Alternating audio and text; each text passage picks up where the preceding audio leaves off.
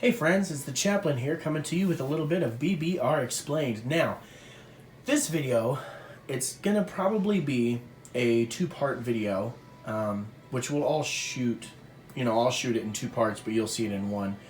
The first part of it is going to explain the research and development, and the second portion of the video is going to explain a little bit of strategy, which countries should use which, what kind of technologies you want to avoid. I made a goof in my intro video, and I think he's just messing with me. I hope he's messing with me. But super submarines for Russia, don't do it. So anyway, I wanted to dive right into this. Let's get started. Technology is a beautiful thing in the game of Axis and Allies, and it's been around since the classic version. Some of the versions don't have it. Some of them have too much of it. Some of it is just a waste. If you get rockets in classic as Russia, you're not really going to use it. But if you get rockets as the UK or Germany, it's going to be great. And then there are some people that play Global 1940 and BBR, and they don't spend money on technology. I just got done getting my butt handed to me by Lieutenant Dan, who is an excellent player and an all-around great guy, just in case you guys were wondering. And he didn't buy technology at all for any of the Axis powers when he was playing against me. I was dropping money on research left and right. In fact, America had even started researching a second technology in our game. Now, it's really not that monetarily taxing, but it can be. So let's look at a few of these. Here on the cards, we see that there is self-propelled artillery, super battleships, heavy bombers, super carriers, heavy tanks, improved transports. And then the second portion of research you can do, super subs, jet fighters, improved shipyards, and radar and ATC. Now I won these roundels here at BB3, and they're neat. They show you what technologies you have. The back of them is blank, but really quickly I'm going to try to run through what some of these do. Now if you have your BBR rulebook or you have it printed somewhere, on page 22, it explains what everything is. And so just really quickly, I'm just going to run through it. Let's see here. Self-propelled artillery. That's this one, self-propelled artillery. Focus. There you go, self-propelled artillery. Artillery now support 2 infantry or mechanized, and it can move two up from 1. It can also blitz with a tank that came with it in the same territory. So this is really, really powerful. We know from my combined arms video that 1 infantry or 1 mechanized can be paired up with an artillery to give it an offensive boost. It'll attack at a 2 instead of a 1. This just adds so much. It can move 2. It can support 2 infantry units. It can blitz with a tank. This is a great technology. The next one we're going to go over is super battleships. Now this one, I've seen this one in play, and I'll explain it to you in the second portion of the video, but this one is great. Super battleships. Battleships now attack and defend with 2 dice. Your battleship normally defends with 1 dice at 4 or less, but now you get a 4 and a 2. This includes your shore bombardments. Battleships can also take 3 hits now, up from 2, and they're still fully operational if they have 1 hit on them. So super battleship with 1 hit is still throwing 2 dice. And the AAA that's built into your battleship now throws at a 2 or less. That is crazy. So there's 3 buffs to that super battleship as well. The next one has to be one of my favorites. This one is heavy bombers. Heavy bombers are great because they roll 4 dice on attack now, up from the 2 that they used to throw. Now, they're throwing 2s, but 4 2s can get you 4 hits, right? They can also roll 2 dice on bombing raids, and they can be reclassified as they can be reclassified as a cargo plane, which we'll go over when we do the unit profiles. We'll go over what it means to be a cargo plane when we talk about air transport and the unit profiles. But to call it a cargo plane, it now means you can carry an infantry and a piece of equipment, mechanized, an artillery, a tank, etc. The next one I'm going to talk about is super carriers. I said I was going to fly through these. Super carriers are great. It now means you can hold 3 planes. It also takes 3 hits to sink it, and it's fully operational if it only has 1 point of damage on it. So this is a good upgrade. The next one we're going to talk about is heavy tanks. Heavy tanks is great because your tanks attack, and I know this says defend. I am actually just now realizing that as I make this video. They don't defend at a 4, they attack at a 4. So, heavy tanks attack at a 4. That is huge considering your tactical bombers attack at a 4 when they're paired with a tank. But this is so much cheaper. This is 6 IPCs versus 11 for a tactical. That's ridiculous. The next one is improved transports. Now, this is really neat. This means that you can carry 3 ground units. You used to only be able to carry 2. One of them had to be an infantry. Well, the same is true now. One of the units you transport has to be an infantry, but you can carry 2 pieces of... So, sorry for the pause in the video. My wife was downstairs drinking a cup of hot tea and just listening to me make this video. Oh, that one's great. That one's great. Oh, that one's neat. Anyway, back to improved transports. You can transport 3 units up from 2. So as long as one of them is an infantry, you can move an infantry and 2 tanks. Infantry, artillery, and a mech. Infantry, artillery, and a tank. Infantry, and you can move 3 infantry. Who cares? You move 3 units. As long as one of them is an infantry, that's super helpful. The next one we're going to talk about is super submarines. If my wife was down here, she would chuckle because I'm about to say this one's great. It is if you like subs. Subs now attack at a 3, which is really cool. Destroyers can only detect up to 3 subs. So if you have a pack of submarines rolling around, 5, 6, 7 subs, one destroyer can only detect 3 of them. And all the other subs can submerge, strike, or target select, which we're going to talk about that once we get to unit profiles. So that's really cool. I like super subs, but again, as Russia, it's just not going to happen. The next one is jet fighters. This one honestly might be... This one has got to be my favorite, I think. Because now your fighters attack at a 4, and they can intercept and escort bombers at a 2. So it's a really good thing to have. It's cheap. It's 10 IPCs. It can scramble if you're at an airbase. It moves 4 unless you're at an airbase and you get 5, and it attacks at a 4. Battleship costs 20 and attacks at a 4. Yeah, it gets 2 hits, but you don't get to throw 2 dice. You only get to throw 1. You could have 2 fighters throwing 2 4s for the same oomph as 1 battleship throwing 1 4. Think about it. The next one we're going to talk about is improved shipyards, and I'll actually I'll get the book into the frame here so that you can see this makes all of your ships cheaper to build. That is crazy. Here we go. Naval units cost less to produce. Subs are now 5. Transports are 5. Destroyers only go down by 1. Kind of disappointed in that. Personal preference. Cruisers are 10. Carriers are 13. Battleships are 16. This is a great technology to have if you have money and you need a lot of ships, i.e. US and Japan. Anyway, the last one we're going to look at is radar and ATC. This is a great tech to have. All of your anti-aircraft units and your facilities across the board for whatever nation you are, they fire at a 2 instead of a 1. Air bases can scramble up to 6 allied planes instead of 3, and it increases your movement up from 1 to 2. So a fighter can now fly 6. A bomber can now fly 8. That is crazy. It's like long distance bombers, long distance aircraft, long range aircraft from the classic upgrade.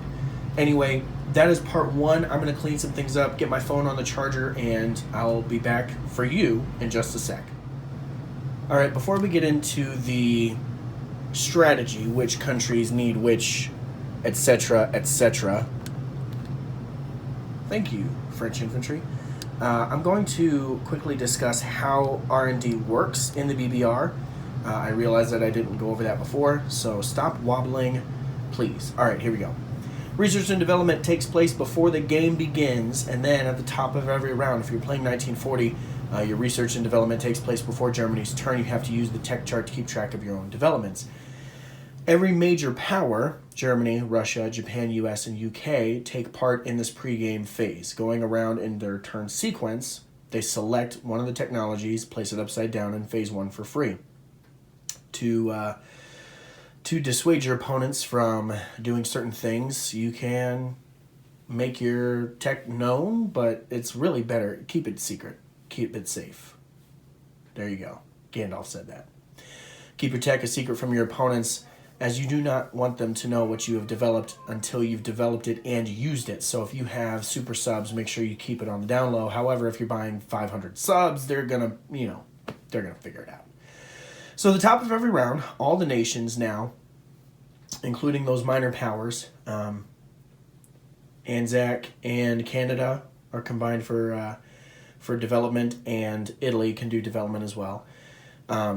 Go in turn sequence, and every nation has the option to buy into or advance their technology. Now, tech is not mandatory, and you can skip turns advancing your tech. If you don't want to do it phase 2, or turn 2, if you don't want to do it turn 3, that's fine.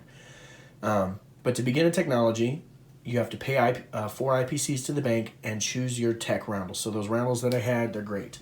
I would choose my tech roundel, and I would say, this is what I'm doing. US would pick theirs. Russia would pick theirs. All right, Germany and Italy would pick Germany and Japan would pick theirs. Get that out of the way. So we would all pick at the top of the game, and these 5 major nations start in phase 1. Now, phase 1, for a new technology or for the 2 smaller players, costs 4 IPCs to get into because they're smaller nations. It's harder for them to do research tech, but at the top of the turn, you'll say, hey, I'm going to advance my tech. You'll go around the table, everyone will say, yeah, me too, me too, me too, me too. Everyone will pay their 4 IPCs, and now they're at phase 2. To move to phase 3, you have to do the same thing. You pay 4 IPCs. Well, Germany and Japan want to do theirs, and US and UK want to do theirs, but Russia doesn't. Not a big deal, totally fine. Now that you're in phase 3, at the top of the next round, now is when you get to try to activate your technology. You'll grab a D6 and you will toss it. If you get a 6, your technology is activated, and you get it right then. You can use it in that turn. So their tech is active, blah, blah, blah. Perfect, great. Whatever it is, doesn't matter. If you want to explain what it is, go for it. If you don't, you want to keep it secret. I have super battleships, but I don't want them to know. Then don't worry about it until it comes time for you to use your super battleships, right? So as soon as you activate it and deploy it, you'll flip it over. That's if you've rolled a 6. That's also what you pay. You pay 6, and now you have that tech. Now, if you roll a 5, 4, 3, 2, or 1, then you pay that amount and you move to hold. This means that you don't have your technology yet. This means that on your next turn, you have to buy dice. They cost 1 IPC each. You can buy 4 or 5 or 6 or 10 or 2, whatever you want. And you have to roll a 5 or a 6 to activate your technology. So the US was in phase 3. Now it's the top of the round. They throw 1 dice. They get a 4. Poop. They pay 4. They move it into hold. Next turn, on their turn, or at the top of the round rather, they say, I'm going to buy 10 dice, and they throw 10 dice, and they paid 10 IPCs for those total of 10 dice. And if they get a 5 or a 6, then, hey, it's active. Boom, you move it to active. If that's what you choose to, if you want to expose it, what it is, So anyway, that's how research and development is done. The next segment of the video will be on which techs are best suited for which countries. This is just an opinion piece, so don't shoot at me for this. Don't shoot the messenger. Don't crucify me or whatever form of torture. Don't pull my fingernails out, okay? Don't shave my head. It's already mostly gone anyway, so don't hurt me like that. So that's the next portion of the video. All right, here we go. I'm going to try to run through these as quick as I can. I'm going to try to make sure that this is as short of a portion. This is the longest video that I've made for this BBR series, so my deepest apologies. Let's just start at the top. Germany is the first country to go in the turn order of 1940, so we'll start with Germany. Super subs is a great tech for Germany to have, especially if they plan on doing anything significant in the Atlantic. I have seen too many times where they go for a different tech, and a lot of these techs are great for Germany, but they'll go for tanks, or they'll go for fighters, and they lose their fleet and they can't do anything in the Atlantic, and Britain and US just kind of dominate the Atlantic, and then eventually Germany doesn't get the right points, and so the game's over. Super subs is a great deterrent. Your subs are then able to, if you're buying them at least, your subs are able to be more effective, to be more aggressive. And so yeah, super subs is a great tech. Improved shipyards is also a great tech if you're planning on doing a sea lion, or if you're planning on, I've never seen it happen, but going for DC. So that one's probably, I've never seen that one in gameplay, but I think that would be a good technology to try to play with, to figure it out, see if that would work. Another great technology for Germany is heavy tanks. I don't know what he was doing with his technology because he never bought into it, but I would assume with as many tanks as he bought, Lieutenant Dan was going for heavy tanks. It is a great technology, especially when you can just move them so quickly and put them wherever you need to put them. And I mean, even in the 1942 setup, right? I'm looking at 2, 4, 6, 8, 10, 12, 14, 15 German tanks on the board in the 42 setup. They don't start off with that many in the 1940 setup. But it's very easy with a starting income of 30 IPCs to buy tanks right off the bat and just get it done.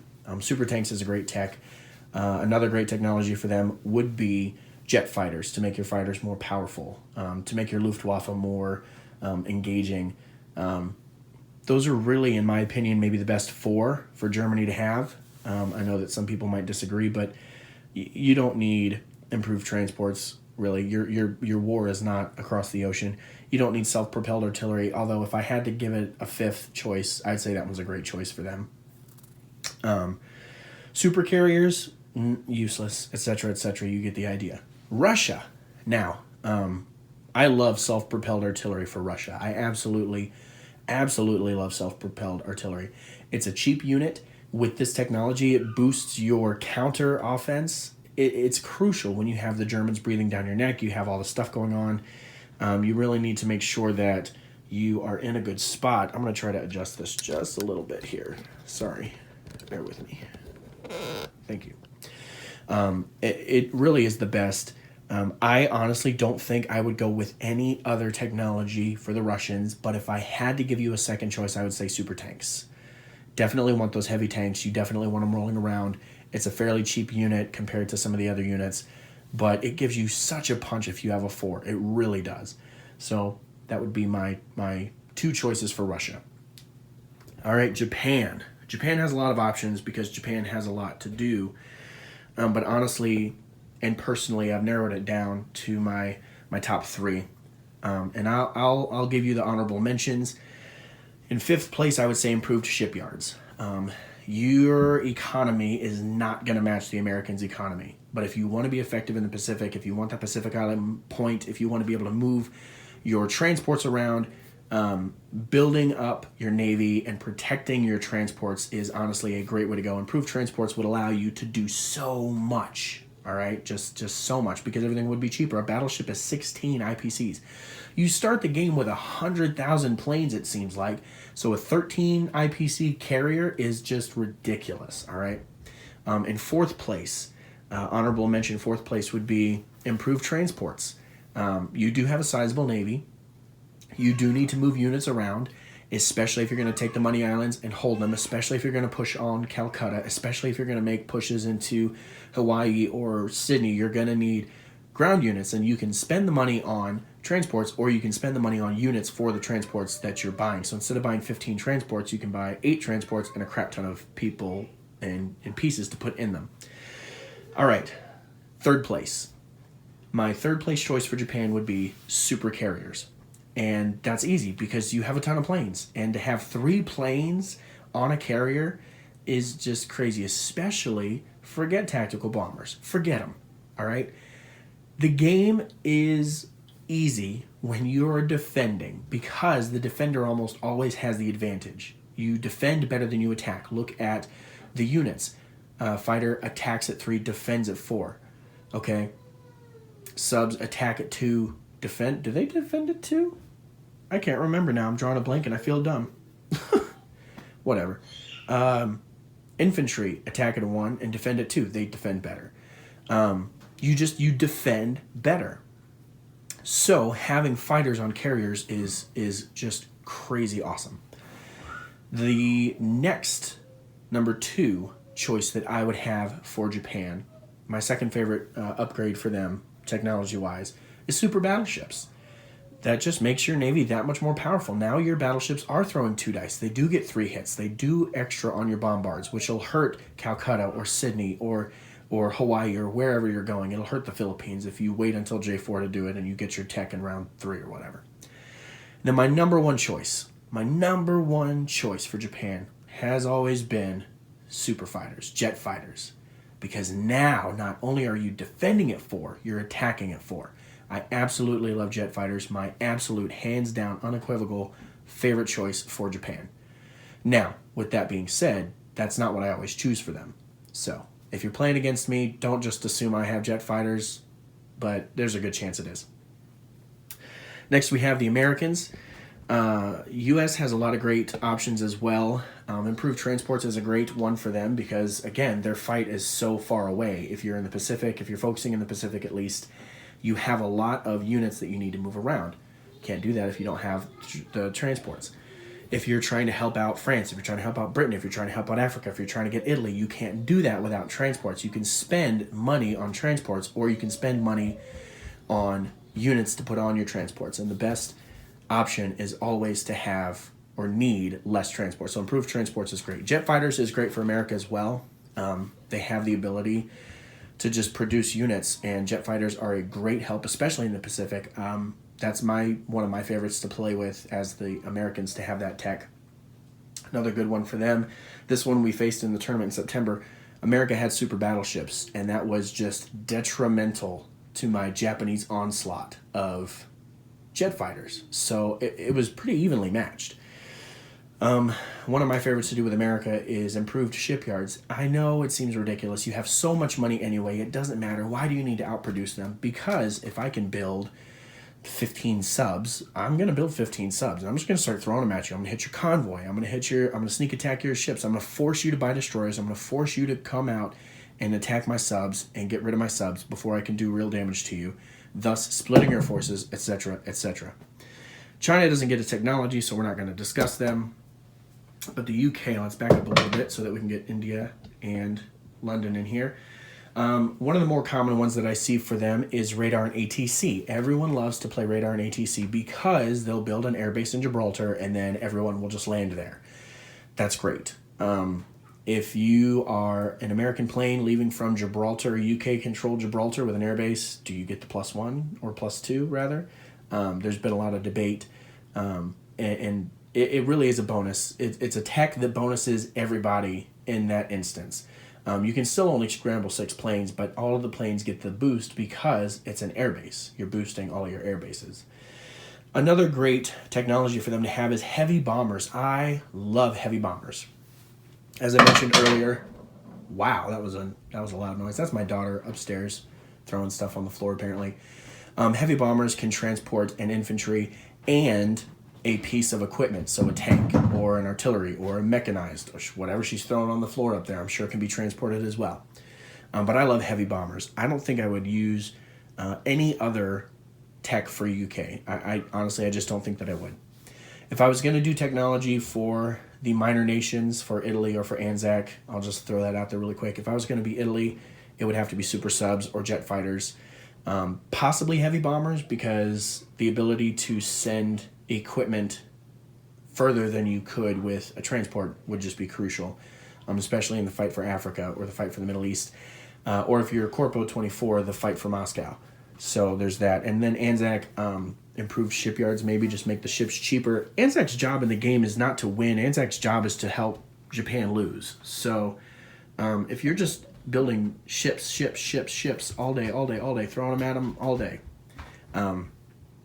that's going to hurt them. That's going to distract them, especially if they have the money islands and you're throwing subs at them. So there you go.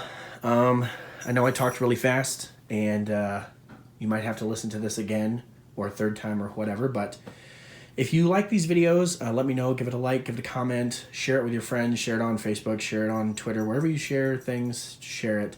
And again, I know that everything that I'm doing has already been done, but that's okay. I have permission, and I will give anyone proof that needs it. Ha ha ha ha.